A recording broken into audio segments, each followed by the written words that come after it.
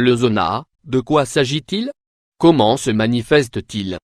Voici les symptômes qui permettent de reconnaître cette affection. Il est important de les connaître, car un traitement précoce permet d'accélérer la guérison. Le zona, qui se manifeste par une éruption très douloureuse, est causé par le virus varicelle zona, le même virus qui est responsable de la varicelle. Le zona apparaît lorsqu'un virus qui affecte les cellules nerveuses se réactive au bout d'un certain temps et provoque une éruption ou des efflorescences. Voilà ce qui se passe. Une fois que vous avez eu la varicelle, le virus zosté subsiste dans les tissus nerveux de l'organisme. En réalité, il ne disparaît jamais, il est simplement à l'état latent. Mais le problème vient du fait qu'il peut se réactiver plus tard, et c'est à ce moment précis que le zona va se manifester. On pense que la raison pour laquelle le virus varicelle zona se réactive a un rapport avec l'affaiblissement progressif du système immunitaire, lorsqu'on a eu la varicelle pendant l'enfance. Que se passe-t-il lorsque le virus se réactive? Au moment où il se réactive, le virus commence à se propager par les nerfs et c'est précisément cette circonstance qui occasionne habituellement des picotements désagréables et des irritations sur les zones affectées. À ce moment-là, le virus circule dans tout le système nerveux et, en l'espace de 2 ou 3 jours, il atteint la peau. À l'instant où le virus arrive dans l'épiderme, il se produit une éruption de vésicules groupées et disposées sur le trajet du nerf affecté. La peau devient alors extrêmement sensible et douloureuse. Pouvez-vous développer un zona? Si vous avez déjà eu la varicelle, il existe le risque qu'un zona apparaisse lors de la réactivation du virus. Cependant, le virus se réactive plus fréquemment chez les personnes dont le système immunitaire est affaibli ou chez celles qui ont plus de 50 ans. Le risque devient plus grand en vieillissant. Le zona peut apparaître plus facilement aussi chez des patients qui suivent un traitement anti-cancer ou qui sont séropositifs. Chez ces derniers, il est même probable qu'il soit l'un des premiers symptômes qui avertissent d'une déficience du système immunologique. Le zona, quels en sont les symptômes? Le zone, ses symptômes. 1.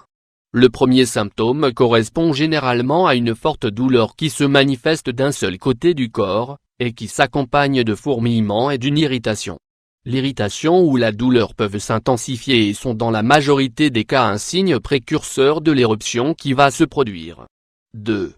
Un second symptôme qui peut se présenter correspond à la formation de lésions cutanées qui sont suivies par l'apparition de petites vésicules. Autre symptôme possible, de la fièvre accompagnée de frissons, des ulcères génitaux, douleurs articulaires, malaise, douleurs abdominales, maux de tête, une inflammation des ganglions lymphatiques si le virus affecte un nerf facial, des troubles de la vision, l'œil peut se paralyser, une perte du goût, l'abaissement de la paupière, une difficulté à mouvoir les muscles du visage et aussi, il peut occasionner de la fatigue, une fièvre modérée et de légères douleurs musculaires.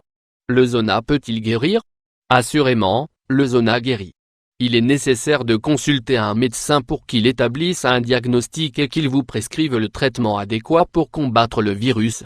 On utilise généralement des médicaments antiviraux qui permettent de soulager la douleur et de prévenir d'éventuelles complications. Ils permettent également de limiter la durée de la maladie. Les médicaments peuvent se prendre 24 heures après l'apparition des premiers symptômes, comme les douleurs et l'irritation. Pour guérir, il vaut mieux prendre les médicaments avant que n'apparaissent les vésicules. D'autre part, et dans la perspective d'une guérison rapide, nous vous recommandons de rester au lit jusqu'à ce que la fièvre baisse.